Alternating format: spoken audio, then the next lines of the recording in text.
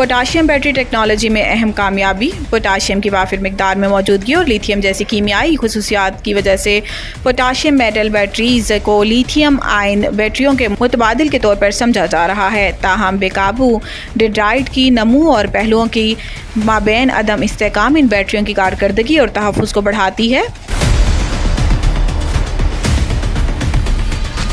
Anode interface को मुस्तहकम करने, dendrite को बनने से रोकने के लिए इन मसाइल को हल करना अहम है। अब नॉर्थ ईस्टर्न यूनिवर्सिटी के मुहक्किकीन और इनके शिराकतदारों ने पोटाशियम धात पर KF और जिंक की हाइब्रिड सतह बनाने का एक नया तरीका वज़ा किया है। ये जदीद इंटरफेस आयन और इलेक्ट्रॉन की नकलो हरकत बढ़ाता है, जो नतीजन एक बेहतर कारकर्दगी वाले इलेक्ट्रोकेमिकल एनोड की वजूद में लाता है और 2000 से ज़ायद घंटों तक साइक्लिंग को मुस्तहकम करता है।